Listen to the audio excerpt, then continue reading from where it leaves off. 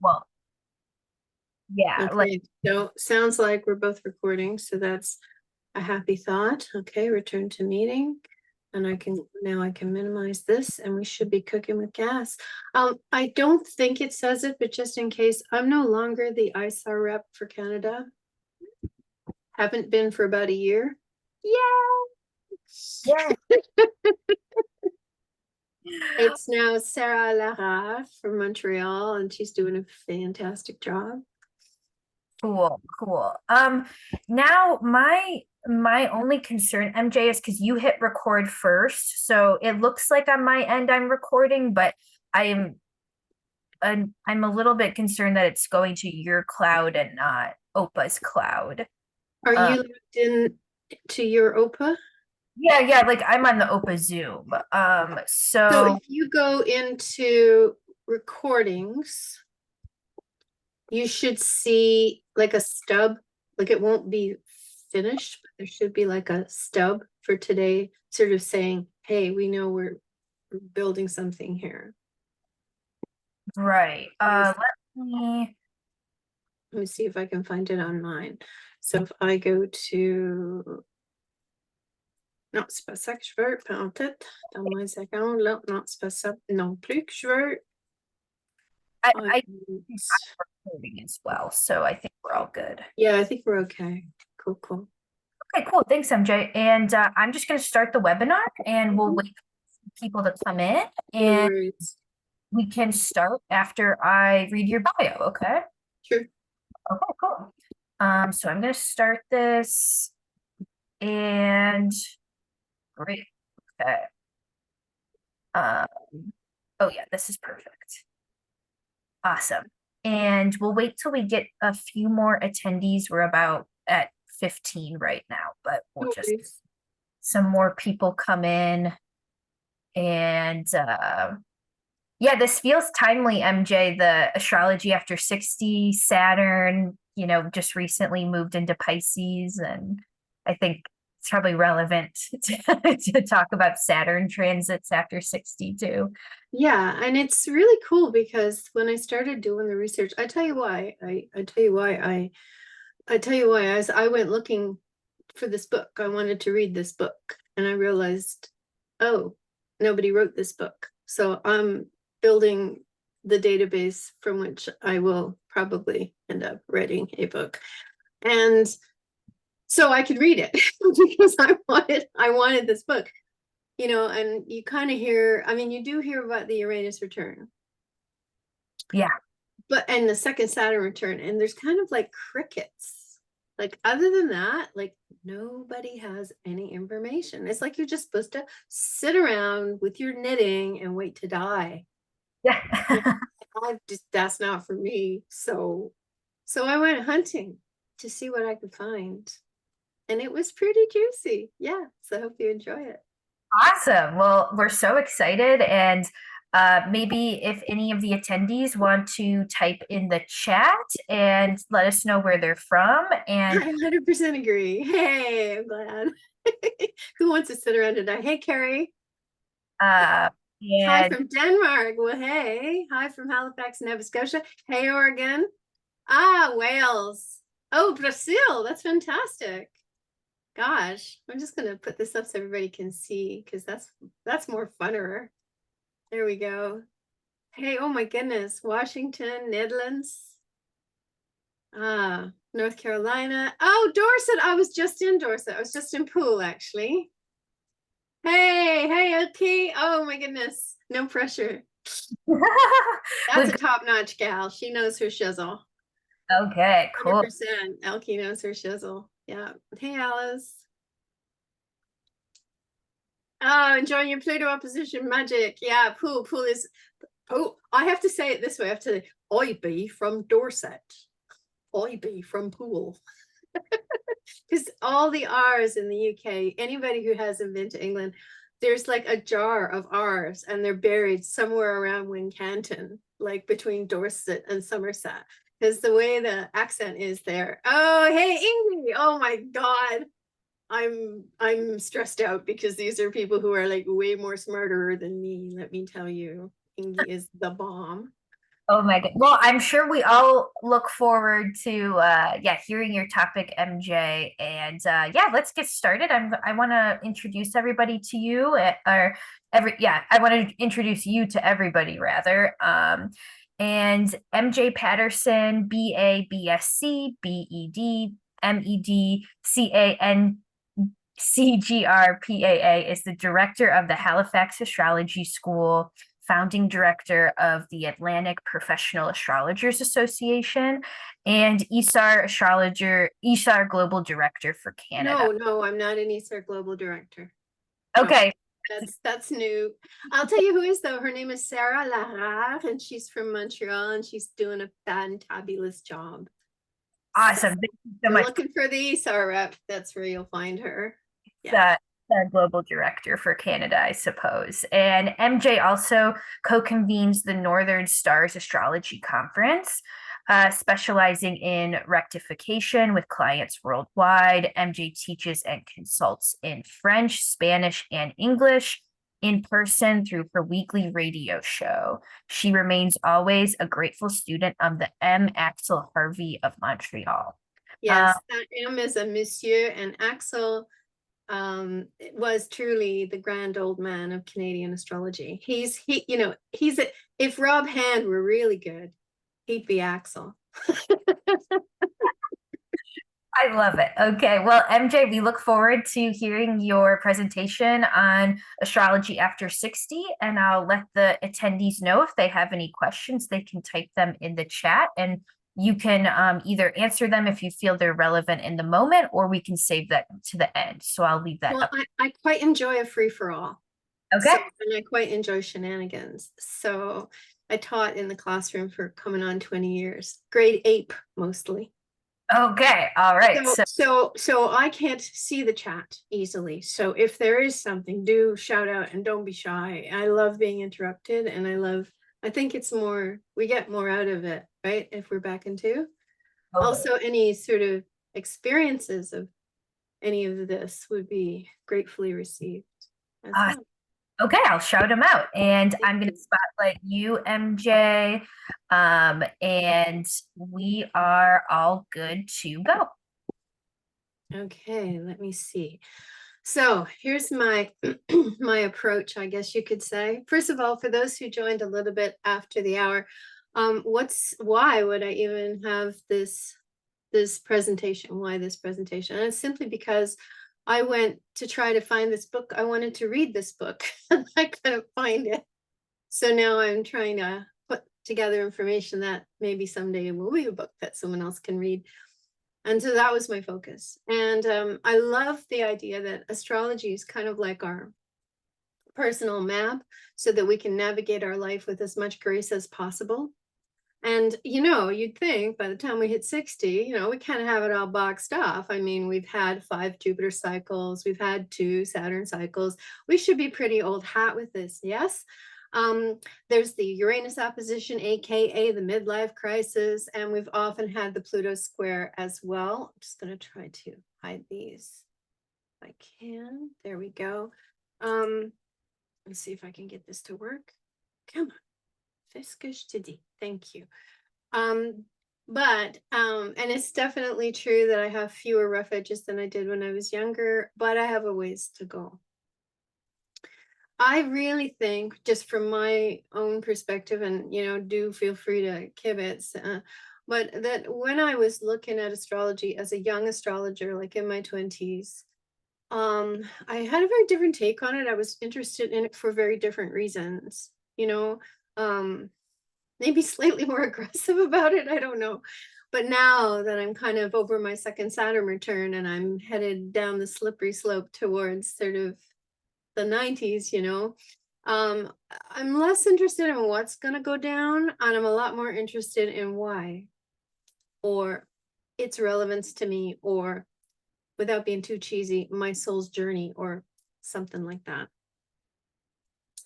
So the first thing I wanted to shout out about, and this is really to do with the Saturn return. Anybody who's tracked to this, you'll know that these two go hand in glove, right? So we are prepared for our Saturn return by our progressed lunar return. So in the instance of the second case, it's a roughly around age 55. It's it'll slip a little bit per individual, but because the moon, doesn't always travel at the same speed because astronomy, right? But you get the general idea around, if you want to know what it's going to be like, you think back to when you were around 27 and a half and you see what was juicy for you at that time. And it is quite likely that the same kinds of issues are going to arise now at the age of 55. You will have a third progressed lunar return around the age of 82 to 83. Like it does shift a little bit, but around that pinch point, again, reflecting back on the same kinds of issues that you shall have had at age 27 and a half and at age 55. And of course, that's going to be different for every different person, because you're going to like mine, let's say my moon, let's just use my moon's in the 11th house. Okay. And it's in Scorpio. Oh, lucky me. So the kinds of issues that I'm going to run into at 27 and a half and at 55 are going to be different than someone who has, say, a Taurus moon in the 5th house. So here they are. These are the lunar oppositions at 13 and change, 68 and change, 96 and change, and 123 and change. Yeah, I know I'm being ambitious, but hey, you just never know, right? They're doing research on us all the time. And there's some indication that our lifespan is likely to increase, certainly in my lifetime. So, and then the lunar returns, as we mentioned, at 27 and a half, 55, 82 and a half, and then 110. So here's an example of a progressed lunar return. So this is his first progressed lunar return. He was Marlon Brando is an actor, American actor. He's passed away now. He kind of personified the method acting, or the concept of method acting. He was made famous in a role of Stanley Kowalski for the movie A Streetcar Named Desire, and he got his first Academy Award nomination.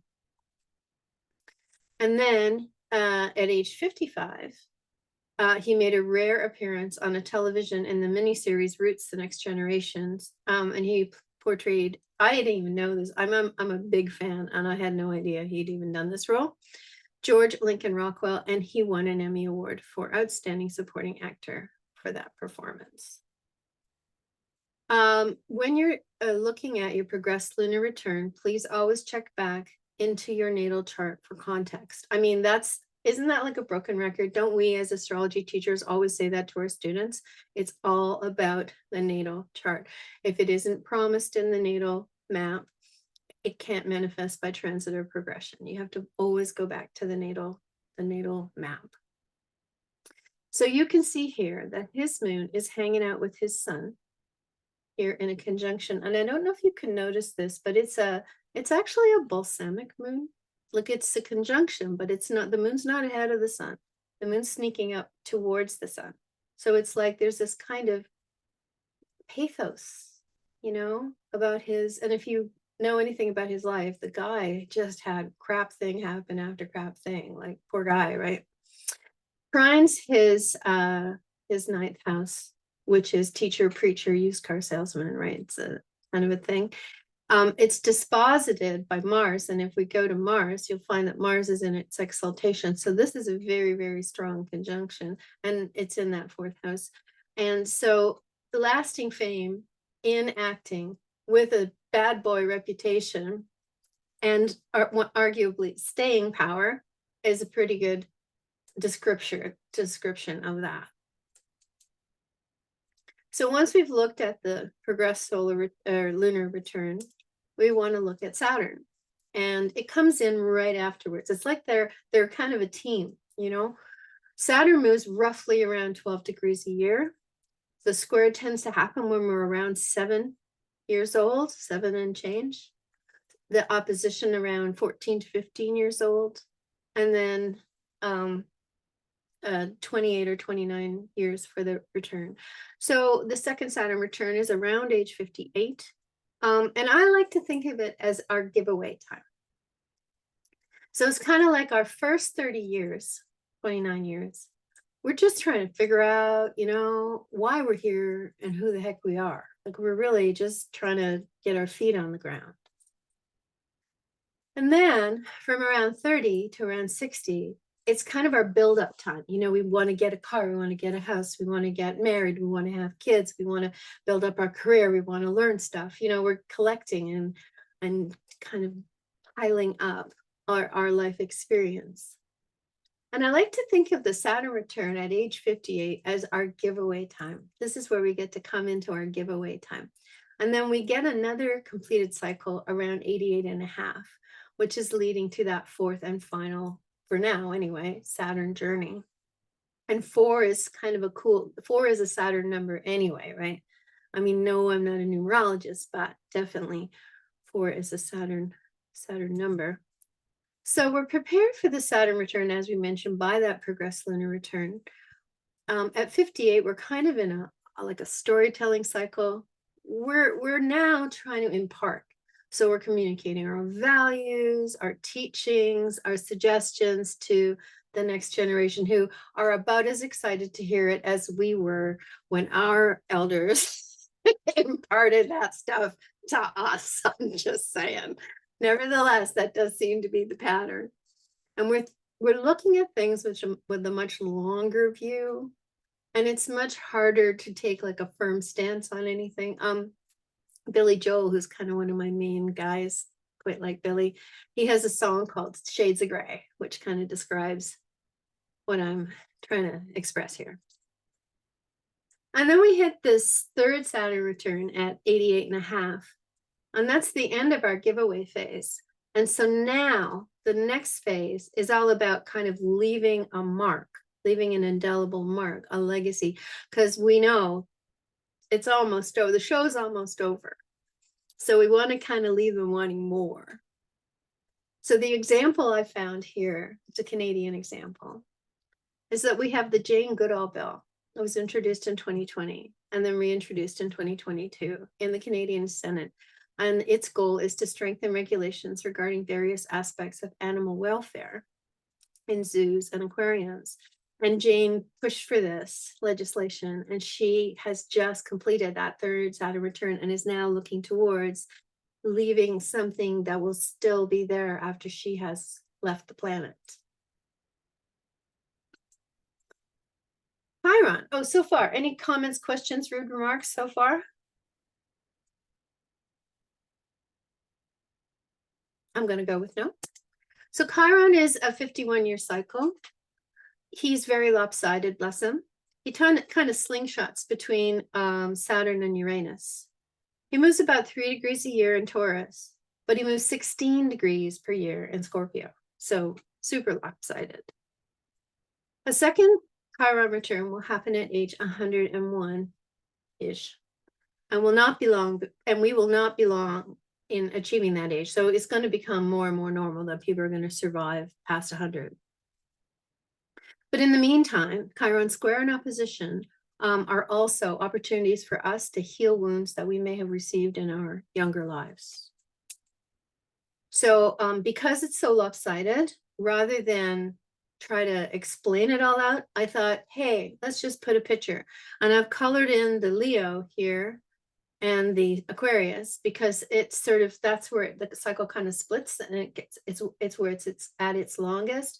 And then in Leo, it's kind of where it's at its shortest. You can kind of see the pattern. And so all you have to do is figure out where your Chiron is, your natal Chiron. And then you can use this table to kind of guesstimate, if you don't have an ephemeris, roughly how old you're going to be when you experience your square or your opposition.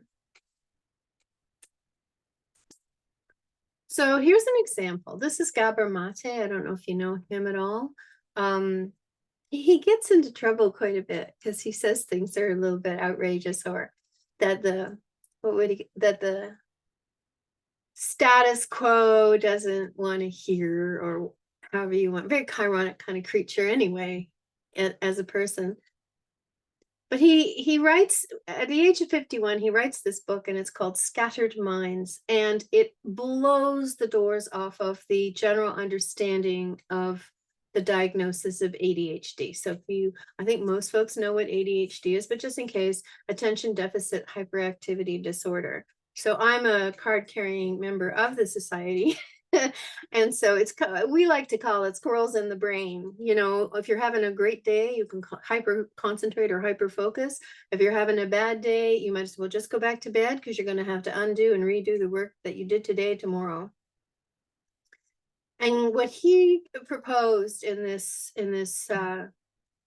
book that he wrote was that maybe ADHD is not genetic, that maybe ADHD is a trauma response, and that the reason it looks as though it's inherited is because it's intergenerational trauma. And needless to say, that put the cat well among the pigeons. So then when he was 68 and he had this second Chiron square, two things kind of happened at the same time. First of all, he got a lovely award from the city of Vancouver, sort of a, you know, good guy civic merit. But at the same time, he runs afoul of the BC authorities because he's caught, as one might say, leading multi-day retreats using ayahuasca for addiction treatment. So, which is, you know, we have legalized marijuana, but maybe not all the drugs. So there was a bit of a kind of and there was some, how would I put it, jurisdictional challenge as well. It was really quite cheeky because he chose to do it in a First Nations community, and there's, you know, with treaties, like, whose land is it again? Is it really Canada's land, or, you know, is it treaty land, or where are we at? So that kind of gave him a gray zone.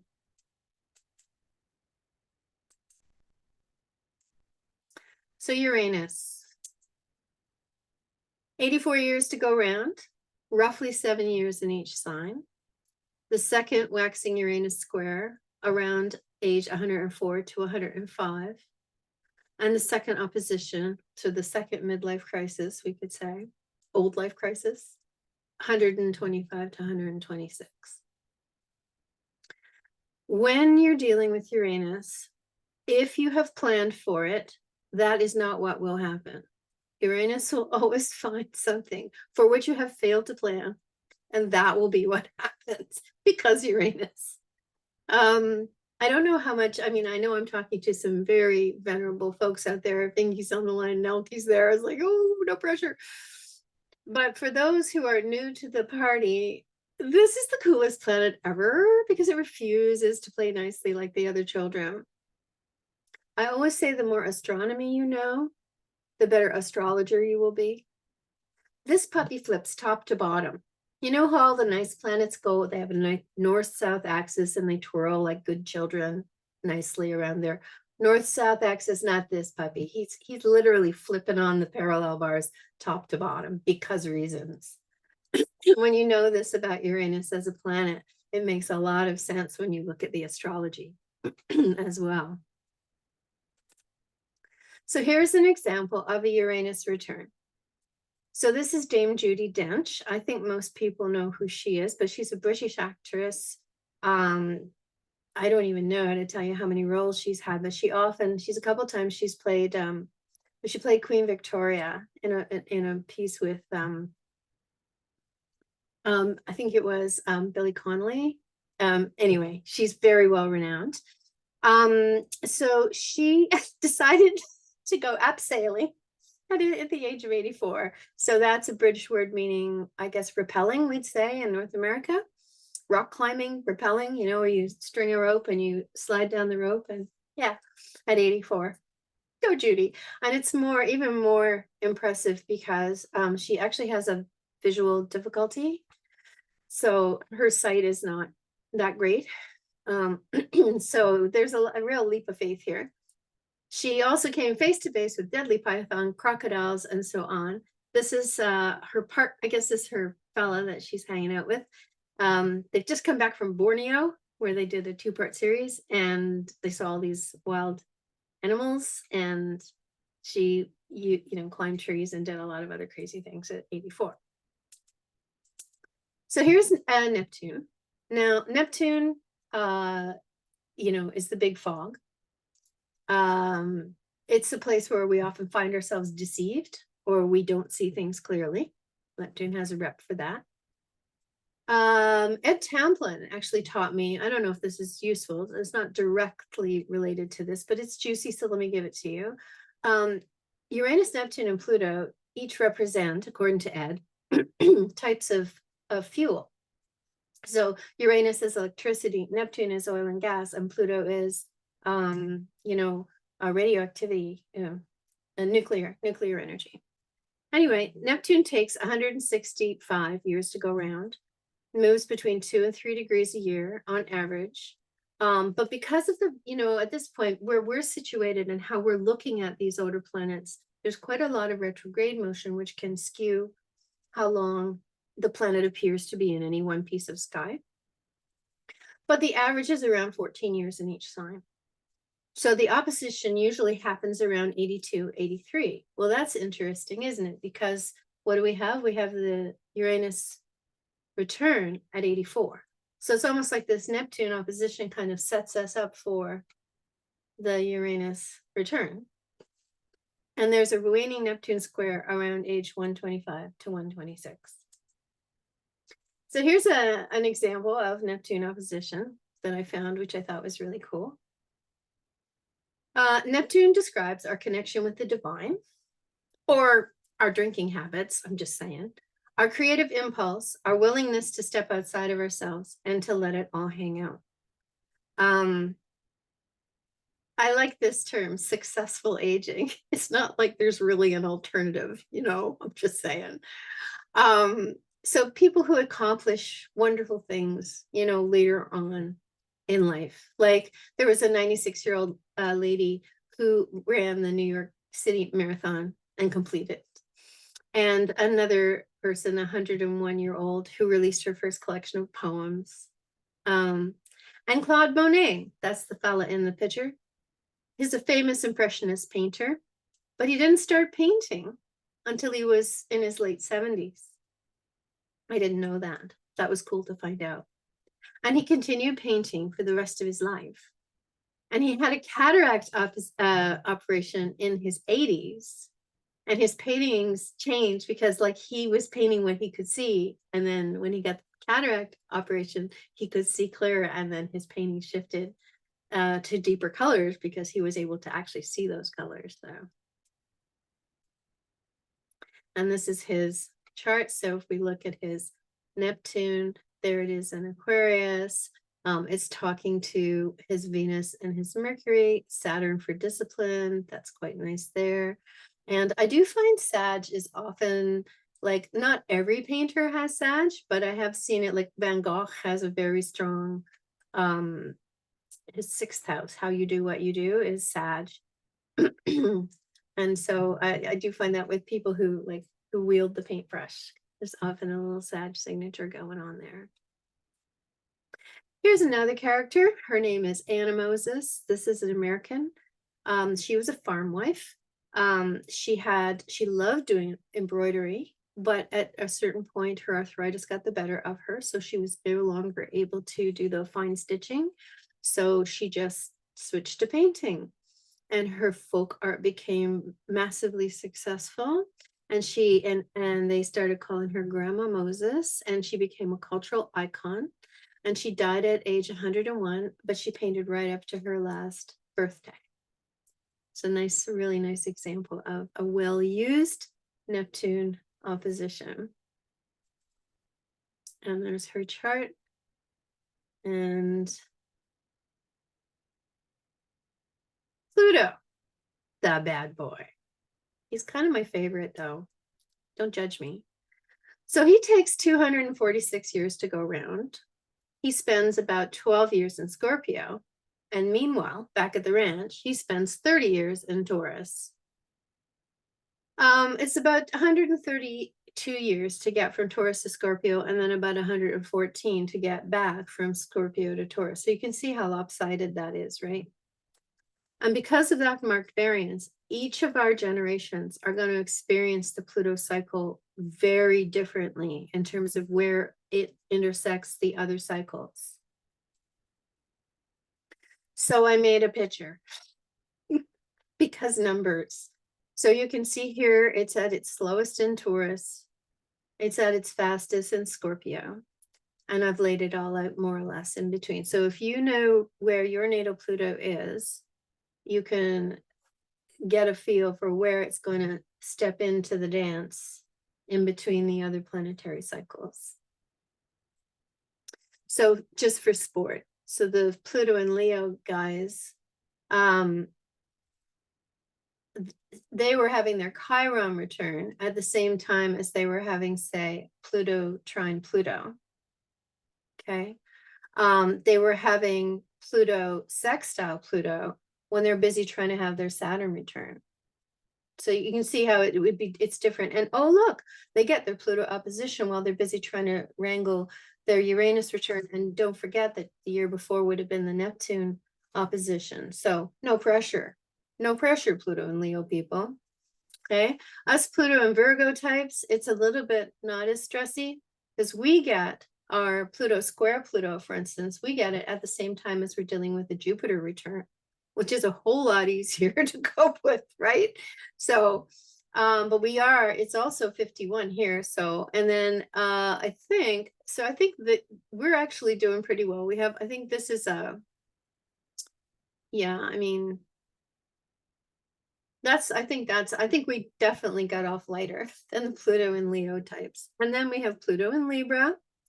And I would say, yeah, again, there at least it's not hitting any direct cycles. It's sidling up on. So this here is a quincunx or a inconjunct, if you prefer, of Pluto to Pluto. But it's happening it's setting that native up for the Neptune opposition and then for the Uranus return. It's gonna go tunk, tunk, tunk, tunk, tunk, right? And not to leave anybody out, they're Pluto and Scorpio types. So you're busy having your progressed lunar return, right? And at the same time, you're dealing with your Pluto at 60 degrees from its natal position, more or less, right? Everybody's is going to be a little bit different, but you get the general idea. Pluto and Leo generation, yeah, so this is basically what I just said. Yeah, we're off the hook until we're around 92. Yay. Pluto in Libra, 106, and Pluto in Scorpio, 128. So you can see what a big shift it is from generation to generation. Here's an example of a Pluto opposition. A degenerative eye condition means that Dame Judy, whose whole life is about reading scripts, she's not able to even see to find her mark on set. She has to be placed on her mark. So she's basically functionally blind at this point. But despite these difficulties, she wants to work as much as she can. She says, I have an irrational fear of boredom. I just think we should seize the day. That is what we should live by. The moon is the influence for the right eye in female charts, or at least so they say, and the left eye in male charts. When the moon is afflicted by Saturn or other malefics, the native suffers from eye diseases which weaken the eyesight. Remember, we always have to go back to the natal chart to see what a particular transit or progression is likely to bring us, right? So there it is there. Our 60s. Second Chiron waxing square, age 59 and age 78. The oldest of us are going to have this around like now, for me, 61, 62. Making peace with one's old wounds for the benefit of ourselves, but also remember, we're coming into our giveaway period. So it's kind of like, if I don't heal me, you have to stay in the canoe, right? If I don't heal me, then how can I be of benefit to other souls, right? Because if I'm still messed up, then I'm just going to mess up other people inadvertently, right? Working to ensure that the next generation does not have to suffer as we have suffered. So stopping intergenerational trauma, for instance. So here's just some of the, I just wanted to sort of show you how, you know, and of course with the retrogrades, it kind of does this, right? So it's very difficult to give an exact.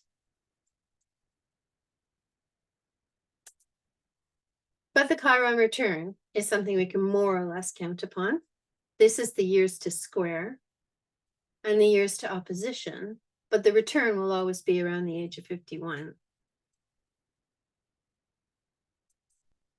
So in our 60s, we have the progressed midheaven sextile the natal midheaven. Why? Because the midheaven by secondary progression moves approximately a degree a year. Now, if Ron Tiggle were on the call, he'd be like, nope, 59, and he'd be right.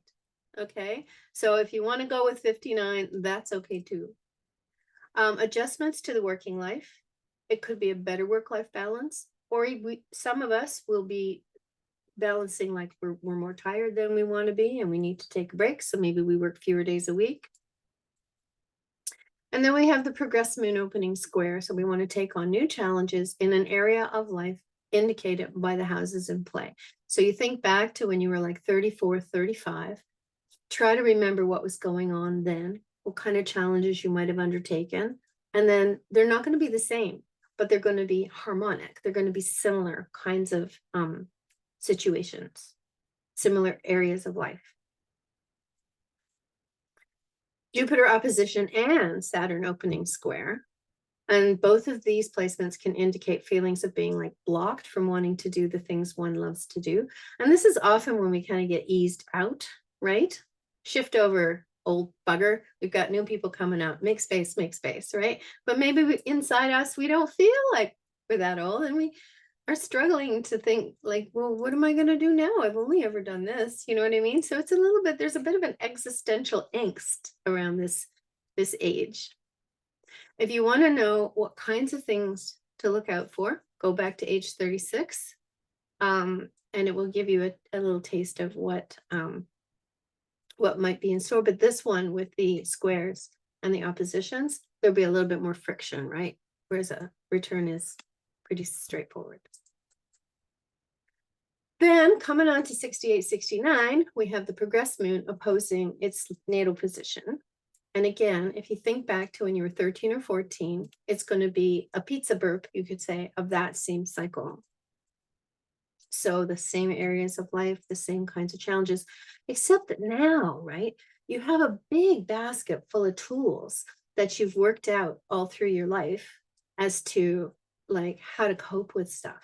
So whereas you might not have been super resourceful when you were 13 or 14, but you can be now. So you can kind of rewrite that experience for your own benefit and the benefit of others. 70s. We have the Jupiter return at 72. At 74 and a half, we have the progressed moon, which is the waning square. But this is waning is letting go, right? It's like Ketu, letting go of what used to matter the most, making space for the next thing in our lives, and also making space for those who are coming behind us. Yeah, we don't have to like it, but it is our job to let go. No, really. Remind me of that later, would you? Okay. And if you look back at age 20 and 47, that will give you little clues as to the kinds of things that are going to like bug you the most, or the things that are going to be hardest to let go of. Then at 78, we have a Jupiter opposition. So challenges to good ideas or enthusiasm. And 80 to 82, we have that famous Neptune opposition that we get to experience. So we can either choose to kind of feel lost and out in a boat, as we say out east here, or we could just channel those big feelings into some kind of beautiful artistic creativity. That's a thing. And it doesn't have to be painting. It could be music. It could be, you know, getting into a spiritual retreat. Like, you know, you do you. Everybody's different, right? And then we have a progressed new moon cycle, or new cycle. So the moon's come to its own place and now it's heading out again. So it is kind of a do-over, guys. Like there is a positive here. new interests, and a greater optimism. Might be a chance to pick up a new skill or get interested in something you've never tried before. I love that hair. Such cool hair. And it seemed appropriate for the Uranus return. Just saying. A shock to the physical system. I have yet to see anybody navigate their Uranus return where there wasn't some kind of a health glitch.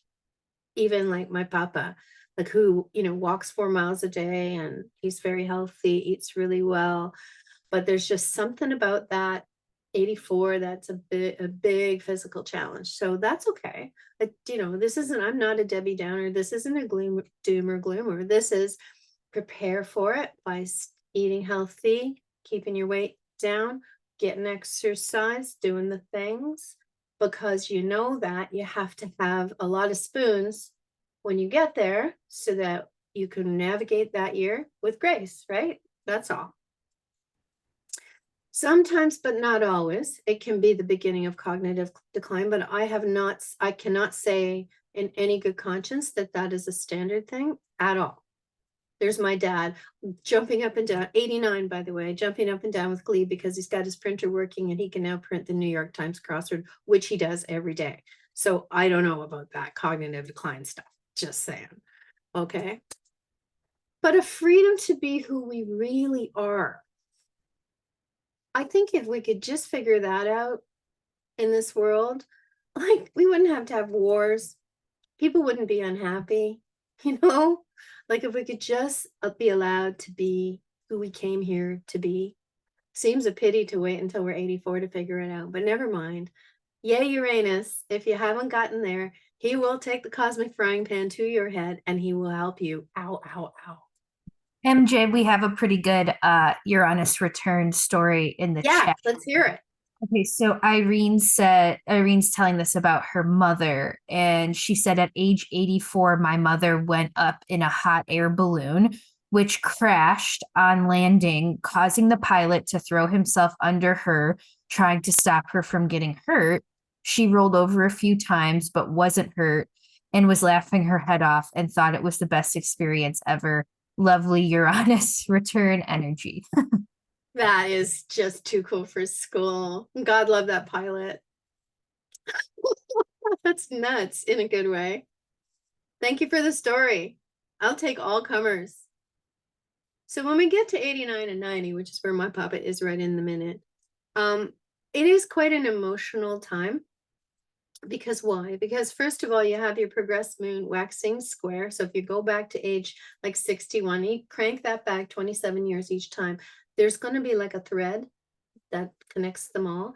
And I have seen this in my dad, like recently. He's an old soldier. He's very sort of circumspect, you know, but lately his posts on Facebook. Anyway, oh well. And it's not, there's no harm in it. He feels very big feels right about now. And that's quite normal. And you may, even with all your wisdom at this age, you may find yourself speaking without thinking or going off without all the facts to hand and kind of jumping to conclusions. And it doesn't help that there's a Jupiter opposition around age 90. Because, and it's not exact, right? Because it's not exactly 12 years. So it's kind of like 89 and a little bit, right? And so there's this sense of trying to kind of bite off more than you can chew. Because you used to be able to handle all that, but maybe now the old meat sack, you know, isn't sort of up to the standard as it used to be. And having to make peace with that difference, having to make a new relationship with the bod, not all fun and games. As my papa would say, growing old is not for sissies. But you can choose 1 or 2 things that bring you joy and stick with that. Oh, there's my papa. Saturn return. The giveaway time is drawing to an end. And now it's about leaving a lasting legacy. This is when key possessions may very well be handed down or foundations set up for those who have that kind of money. So watch for the Pluto and Chiron placements, and you saw how wonky they are. So you'd have to go find them for each of your clients to understand more about what is likely to happen and when. And also how to help them you know, the whole game here is to help people navigate with grace, right? Our 90s. So we have the Neptune waning in conjunct. We had the other in conjunct around age 68, 69. More and more people are kind of wistful. They're kind of like, things aren't the way they used to be. We used to fix things. We didn't throw them away. We used to actually be able to mend things. How come we can't do that anymore? These kinds of, they're not angry, but there's just a wistfulness of how things used to be rather than how things are. And then starting to really wonder how you fit into this crazy world that just seems to be going faster and faster and getting weirder and weirder. And then a sense of, hopefully, if we can help our clients navigate well, hopefully a sense of real peace. Like, you know, I'm happy to tend my garden, or I'm happy to paint, or I'm happy to, you know, but I don't feel like I don't have any unfinished business. I feel like the things I wanted to do, I've done. I feel like the legacy I wanted to leave, I've left. I feel like the key possessions that I wanted to have good homes for, I've found good homes for them. I'm good. I'm good. Pluto and Virgo, yeah. This can be a difficult time for us Pluto and Virgo folks, because many of the beliefs that you thought were true could be stripped away, and the things you worked for and upheld, sometimes at great personal cost, may prove to have feet of clay, and that can be very painful. I watched my dad go through his Pluto opposition, and it was to do with the military, and he grew up believing in it, and well, let's just say it had feet of clay. This is something completely different, but I wanted to share it with you. This is the Huber age point. I don't know if you guys know about Bruno and Louise Huber, but I cut my teeth on this as a young puppy and probably would have a certification if I just handed in my homework. But I have a Gemini Mars. Anyway, point is, it's really cool. So they only go to age 72. So what they do is they take the houses, they use clock houses, and they slice it up into 3 pieces of each house. And they only go to, and each slice has 6 years associated with it. Well, sorry, each house has 6 years associated with it, my apologies. And so they end up at age 72. And I'm like, and then what? We die? Like, that's just silly. So I wanted to extend the metaphor. So here's 73 to 102. So the 11th house, yeah, so I've explained that. 11th house starts at age 60 and goes to age 66.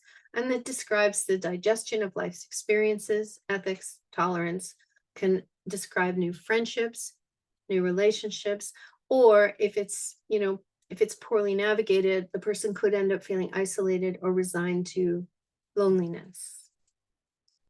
It's a great time to take stock and to seek out a longer view of life. The low point would be 64. It's a bit like a pinch point, the low point in each house. Chickens come home to roost. Often can be the transition from an active life to a life after retirement. And it's all about how rich the person chooses to be in cultivating their inner life or their life of service. The 12th house starts age 67 and goes to age 72. Voluntary withdrawal, or sometimes a requirement to withdraw due to illness and that kind of thing. Great time to reflect on the path taken thus far and making adjustments accordingly. The low point is at the age of 70. And there could be circumstances that cause the person to feel isolated more, or, you know, illness that causes them to be less active and unable to join in activities they might have heretofore joined in with, like maybe they've got a bad hip and now the dancing's off the table until they can get the hip replacement or whatever, right? So stay tuned into what is going on, even if you're just from the sidelines. Life's not over. It's just you have to readjust how you participate. First house. Now this is where Emma J waxes poetic. So this is the world according to Emma J, okay? So 73 to 78. bodily functions, increasing dependence, fighting to stay active, stubborn resistance to aging. I think this is a frustrating time because I think our bodies start to betray us. It's like the car, you know, you've brought it in for servicing for all these years, but sometimes, you know, the rust is just, it's getting, the rust is creeping, you know, in the body of the car, and you just, and it's like that with our bodies as well, right? So we have to renegotiate our relationship with our physical bodies. The low point's age 76. And there could be circumstances which, you know, really limit independence or impinge upon the demarcation of privacy. Something like, I have to get help to get into the bathtub. Something as simple as that, right? So a great response is to get some really firm and clear boundaries, and don't be shy to ask other people for help, but make sure you've got your boundaries erect. Second house, from age 79 to age 84, the modification of your physical space. So funny that we should mention the bathtub. Maybe you have to get your bathtub cut down and make it into a bath shower, that kind of thing. And the distinction between yours and mine. So at this time, you know, people could end up having to move in with younger relatives, and that's not cool. Nobody wants to do that. Everybody wants their independence. But if these kinds of adjustments have to be made, then those boundaries become very, very critical, right? Good fences make good neighbors. This is a typical time when people start to declutter their lives, you know, giving away their most treasured possessions, or at least thinking about who might enjoy them once they pass over. And at 83, there could be circumstances which force you to downsize or in some way divest. So if you had to, like, say, move in with the Rellies, you couldn't take your whole household full of stuff, right? So you'd have to divest. And it's quite good to do that now. Don't wait until you're forced to. Keep only the things that, what is that chick? And she says something about spark joy, you know the one I mean? Except apparently she thinks she should give away books. Clearly she's never met an astrologer or a druid. Third house, from 85 to 90. Adjustment to the emotional and intellectual functions, idealism, and will. So I've noticed this in my parents, that people are less and less interested in giving them the time of day. They are just as intelligent and they have just as much to say as they did 5 or 10 years ago. But somehow the response of the world is more along the lines of, there, dear. Don't worry your pretty little head about it. And I think that can be quite devastating. It's a shame that's happening, but I observe this. And my parents trying to have an impact on the world when things don't go their way, or if a service is not working properly, because they're of a certain vintage, they're just not taken seriously. So frustrations with the too fast pace of things, newfangled gadgets, and this real pithy sense of not being heard or not being taken seriously. And I think a powerful response to that is to use words and create a legacy. It could be a memoir, it could be your will, it could be notes, you know, keeping a notebook and that you can turn over to the next generation. It kind of doesn't really matter as long as you get your voice out there somehow. And the fourth house, from age 90 to 96, change of home, decisions about emotional attachments and affiliations. Not everybody's going to make it from 90 to 96, but a lot of us, more and more of us, are. And the fourth house, I mean, you know, Wade Caves would kill me if I said it's the house of endings from the horror class that I took with him. But there is a strong connection with the ancestors in the fourth house and legacy, and, you know, what we're bringing down through the generations and what we want to impart to those who are coming after us. The low point at age 94, it could be watching friends die. I see that a lot with my folks, that their friend group is thinner and thinner on the ground, which can't be a positive feel for sure. And they also have their own health concerns as well. And so I think that one really good way of keeping your stick on the ice, as they say in Canada, is to connect with the younger generation, get intergenerational about this, find out what's going on in their lives and share with them. It's good for them, just like it's good for us, right? And then, find homes for the keepsakes, the photographs, the newspaper clippings, the special jewelry, and so on. So here's a couple of examples. Ruth underwent surgery. This is Ruth Bader Ginsburg, the mighty RBG. I miss her every day. She underwent surgery in 2009 for her pancreatic cancer. The tumor was discovered at an early stage. This is Colonel Sanders, who needs no introduction if you've ever gone to Kentucky Fried Chicken. He was 50 at his Chiron return when he figured out how to pressure fry chicken. He franchised it in 1952. At 69, he and his wife opened a new restaurant. And at 74, when he was having that progressively waning square, he just sold it because he was just exhausted and it was just overwhelming. It kind of went whoosh more than he expected, and it was just too much. And this is Her Majesty, whom I miss truly every single day. She is my queen. I don't know about that new boy. Days after the funeral of her husband, she turned 95. So 94, fourth house low point. So in her 95th year, 94, 95, the one thing she could count on was Philip. And then he died. And that really meant that she was lonely, because who else is she going to, there's no one else who's safe to talk to, right? So growing old is inevitable. Growing up is optional. Every new situation lets us lean in and learn about ourselves.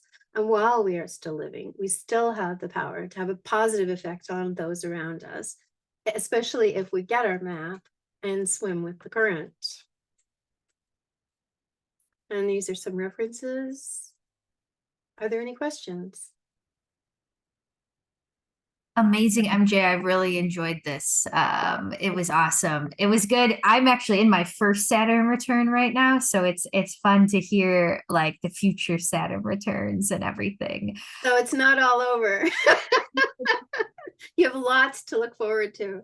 Yeah, and MJ, one question is just, can you put up the Huber slide again, the one that Sure. is so I think someone just wants to snapshot that, and then No worries. yeah, it's I'll really zip it on back. It's going to be there, but you can also just Google Huber H point. And locally, we have a fantastic Huber teacher who is Mark Douglas. He's from Prince Edward Island. okay. And he did send his homework in. So although we're both Huber astrologers, he's got the badge. So he can actually train Huber astrologers for anybody who's interested. Totally. I was actually going to ask you that. I'm really interested in sort of this that theory. It's really cool. And it's well researched. You got to love the Germans for doing a thorough job, right? yeah, totally. And someone also asked MJ, they said, can you speak to the themes of 60 years old and beyond, when these powerhouse transpersonal planets are located entirely in the first quadrant of the chart, so like the first, second, or third houses versus the other quadrants?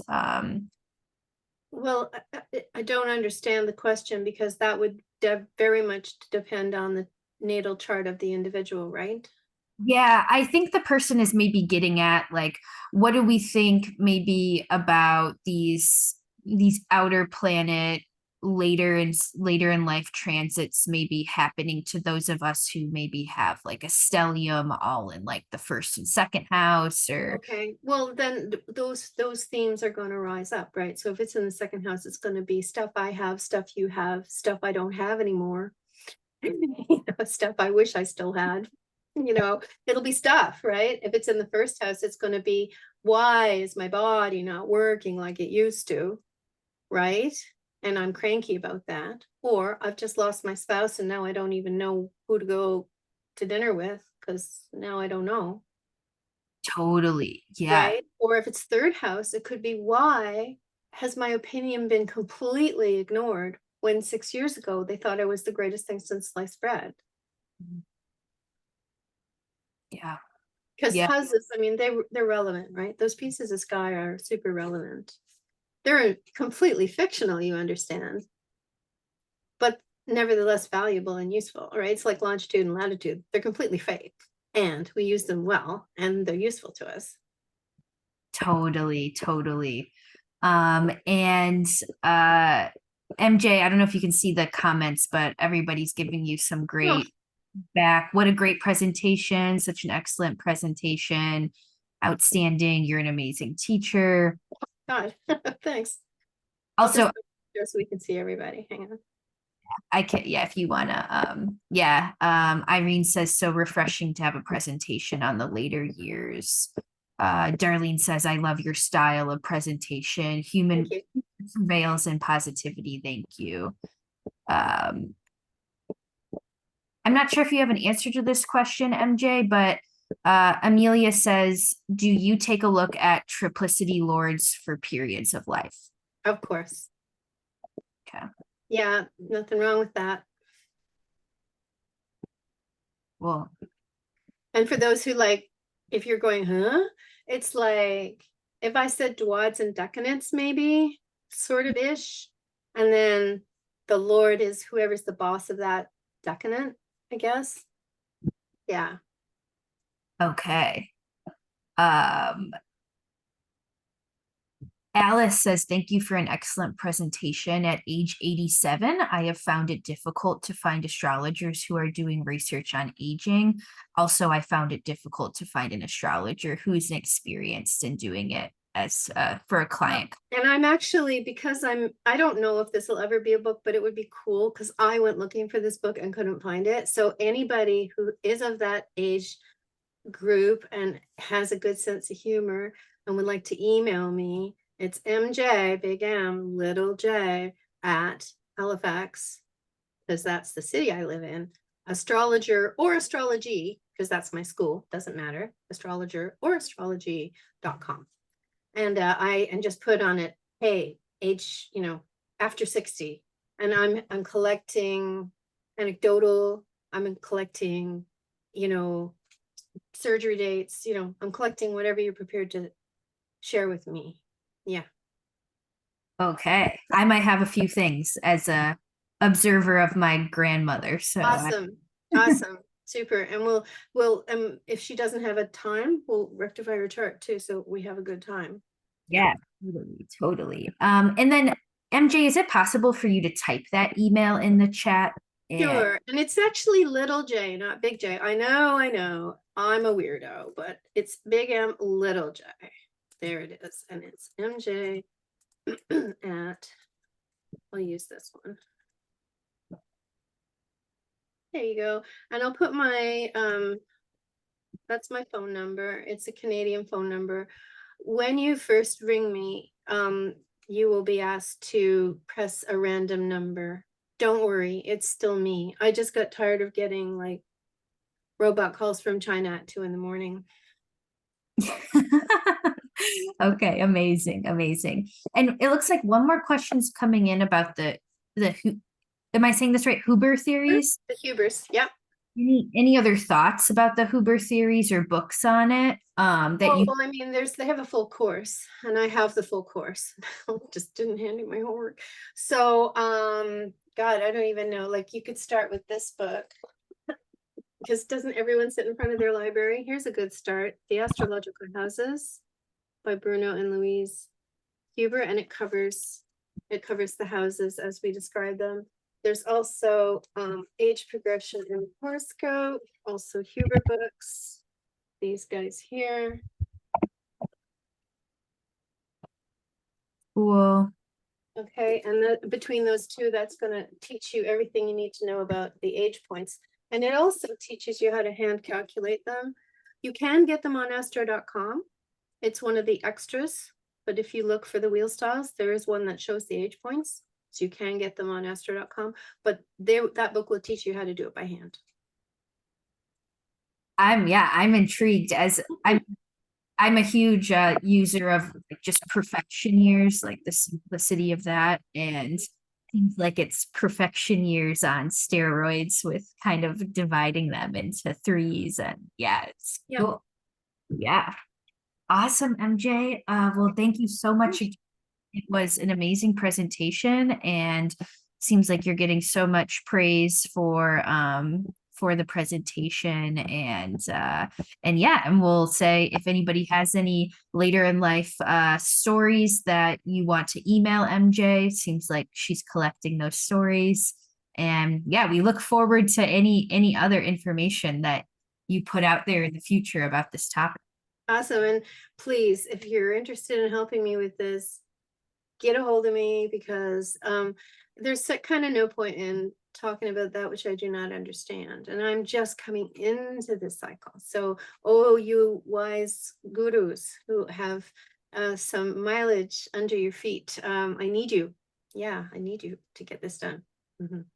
Excellent. Okay, and we will have the recording of this talk up on OPA's YouTube channel too in the next couple days. So if anybody wants to rewatch and take in more of MJ's wisdom, you'll be able to do that. So Thanks. awesome, Thank you everybody. for taking the time to host today. Very grateful to you.